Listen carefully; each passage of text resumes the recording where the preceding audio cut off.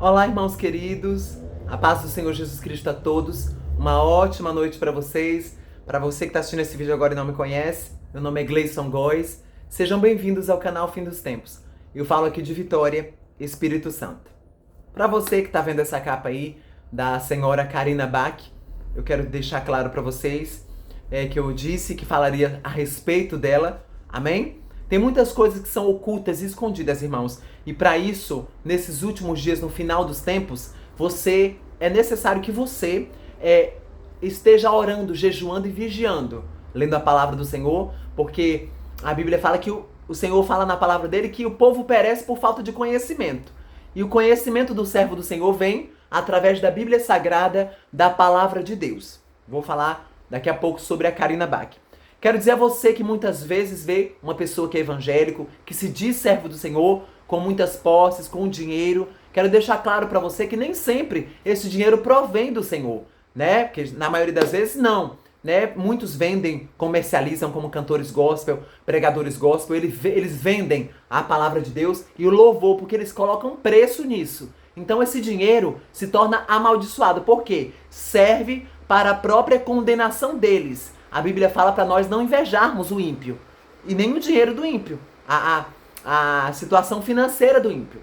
Muitas pessoas, vocês podem observar, que são milionários, Cristiano Ronaldo, Neymar, Silvio Santos, e esse dinheiro que eles têm provém de quê? De pactos malignos com o diabo, de sacrifícios terríveis. Então, não sempre é a prova para vocês verem que Deus pode honrar, abençoar os servos dele, mas só que a Bíblia é verdadeira quando diz em 1 Timóteo que se você tiver o que comer e o que vestir, para você ficar com isso satisfeito. A Bíblia também fala em 1 João que não ameis o mundo, nem o que no mundo existe. Porque se você amar o mundo, o amor de Deus, do Pai, não está em você.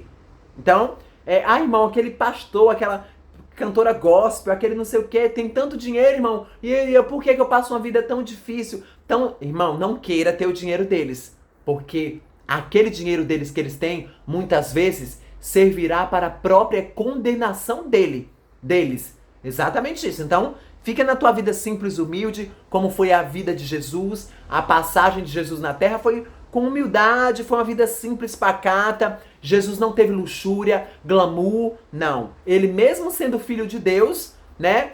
Porque Deus já é Deus, né? Claramente. Então, mesmo ele sendo o próprio filho do Senhor, ele nasceu numa manjedoura, ele veio numa manjedoura, sem luxo nenhum, para ensinar a mim e a você a sermos gratos com o pouco que nós temos, mas é o suficiente. Porque Deus não deixa os servos dele passarem fome, né? Então, você pode querer, como muitas pessoas, ter riqueza, bens na terra, mas isso aí, veja um exemplo na Bíblia que Satanás levou Jesus ali até o deserto para poder oferecer. Eu te ofereço tudo isso aqui, se a mim você me prostrar e me adorar. E Jesus repreendeu Satanás e ele bateu em retirada. Nos dias de hoje, Satanás está oferecendo também essas mesmas riquezas que ele quis oferecer para Jesus a muitos. E muitas pessoas não estão esperando nem o diabo oferecer. Eles próprios estão correndo atrás, fazendo pactos, oferendas, sacrifícios para obter essas riquezas. Muitos, nos dias atuais, não é nem o diabo que está procurando eles, não. Eles que estão procurando o capeta para poder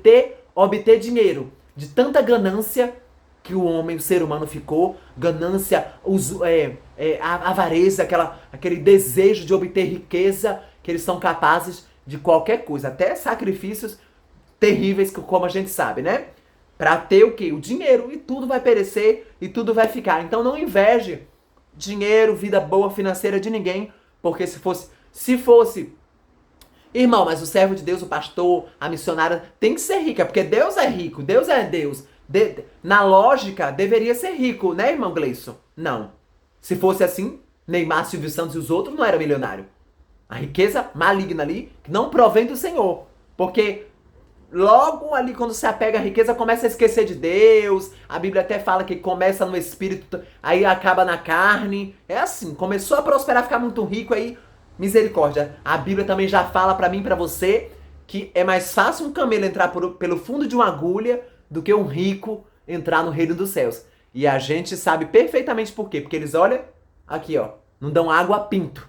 São usuráveis, são avarentos, Enfim, não preciso nem falar pra vocês que vocês conhecem a maioria das pessoas, praticamente quase todos, que são ricos, né?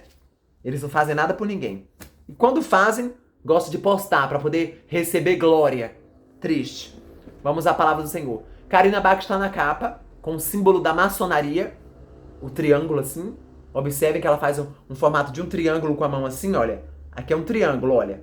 Isso são simbologias que representam a maçonaria. Eles falam entre si através de códigos. Vejam também que ela está com a aliança nos olhos assim. Vejam que ela está com a aliança assim nos olhos. Isso representa o olho de Horus, o olho que tudo vê. Existem mulheres, inclusive cantoras gospel, do meio gospel, que fazem parte da maçonaria diabólica do inferno. Sim, para obter riqueza e dinheiro, elas se renderam à maçonaria feminina. Para você que não sabe se existe maçonaria feminina, existe várias seitas demoníacas de maçonaria feminina. Rosa Cruz, não sei o que. Tem vários e vários nomes que eu vou deixar para vocês aqui no comentário. O nome de algumas seitas satânicas da maçonaria que muitas mulheres participam. Inclusive, Karina Bach faz parte do sistema ali maçônico, tá? Karina Bach, sim, tem demônio oculto na Karina Bach ali dentro. Deus já me mostrou demônios na Karina Bach ali dentro dela. Eu já vi ali, ela tá aprisionada ainda por demônios, tanto que ela não se liberta assim da maquiagem, das vaidades ali, continua com aquela mesma vaidade que ela tinha, né, que ela sempre teve. Ela não é uma serva do Senhor, ela serve ao sistema, ela serve ao dinheiro e ao mamon, ao mundo, tá? Eu vi ela aprisionada por um demônio que ainda tá nela ali, não foi liberta.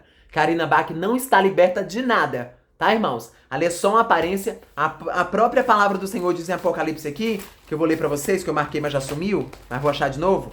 Apocalipse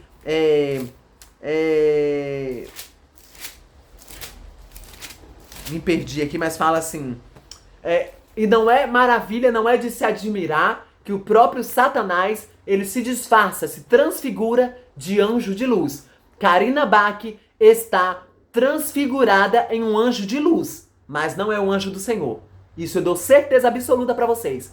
Karina Bach não está liberta. Ela está transfigurada ali, tem diabo dentro dela. Tem pombagiras que estão... Karina Bach ainda está aprisionada por demônios e ela serve ao sistema maçônico.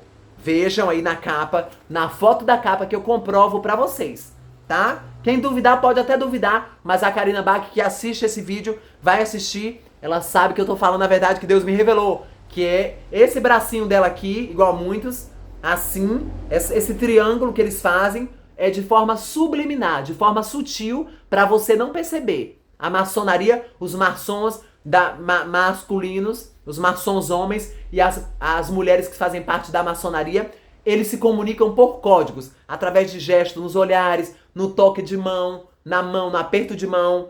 Um identifica o outro. E também nas simbologias maçônicas, como essa aqui do triângulo. Elas fazem assim, ó. Você pode observar que o braço dele, tem pastor que faz vídeo assim, faz um sinal assim. Eu já vi um lobo, falso pastor de Satanás, fazendo com a mão assim, olha.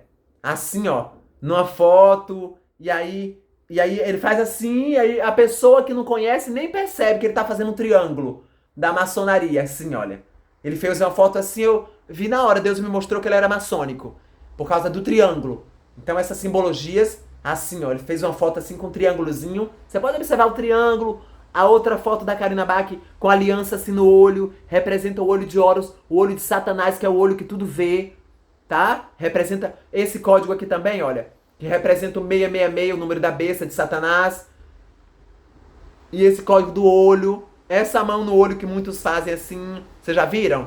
Essa mão nos olhos assim também. Representa o sistema Illuminati, o olho de Horus. O olho que tudo vê, tudo demoníaco, tudo faz parte do sistema de Lúcifer, tá? A mão no olho, isso que a Karina Bach fez com a aliança assim, colocou a aliança para disfarçar. Pra ela não colocar a mão no olho assim, fazer esse gesto, aí ela colocou a aliança. Mas eles que são maçônicos, eles se entendem por causa do código, tá? Você pode achar que não tem nada a ver, foi só uma aliança que ela colocou nos olhos. Mentira. Quem é maçom e quem é inteligente estuda, sabe que isso são códigos da maçonaria de Lúcifer, tá, irmãos? Vamos à palavra que Deus me deu para poder entregar para você. Já entreguei que a Karina Bach faz parte do sistema. Muitas mulheres gospel também, cantoras gospel.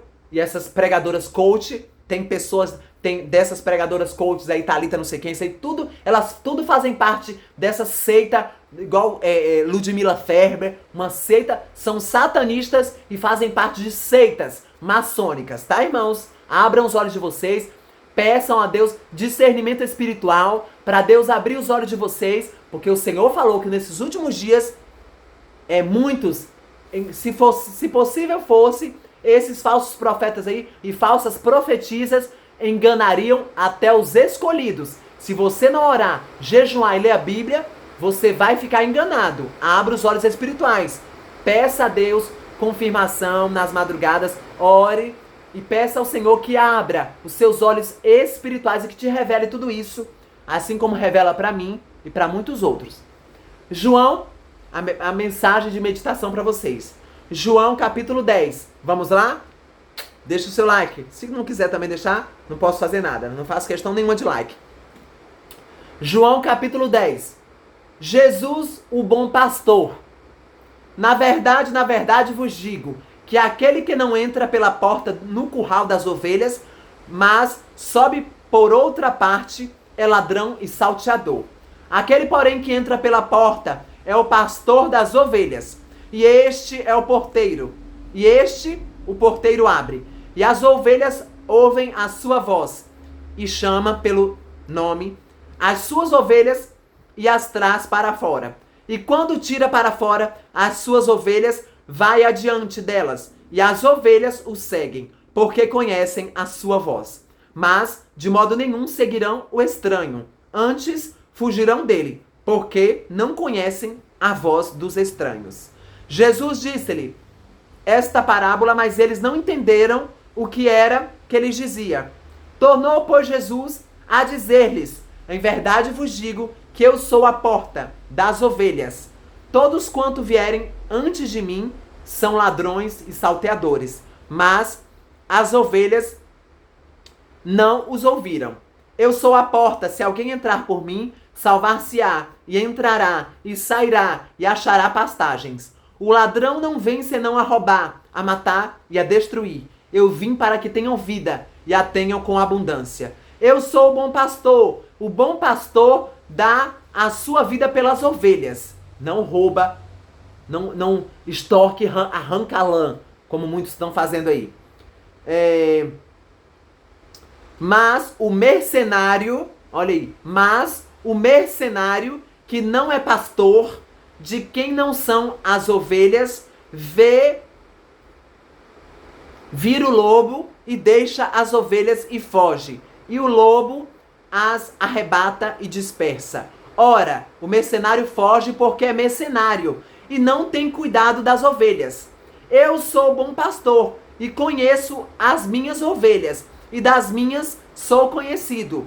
Assim como o Pai me conhece, a mim, também eu conheço o Pai, e dou a minha vida pelas ovelhas. Jesus, tá? Nesses aí mercenários, como diz a Bíblia, não. Assim como o Pai me conhece, a mim, também eu conheço o Pai e dou a minha vida pelas ovelhas. Ainda tenho outras ovelhas que não são deste aprisco. Também me convém agregar estas. E elas ouvirão a minha voz, e haverá um rebanho e um pastor. Por isso o Pai me ama, porque dou a minha vida para tornar a tomá-la. Ninguém mais tira de mim, mas eu de mim mesmo a dou. Tenho poder para a dar e poder para tornar a tomá-la. Esse mandamento recebi do meu Pai.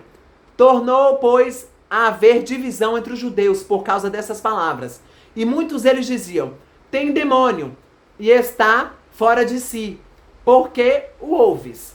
Diziam outros: estas palavras não são de endemoniado.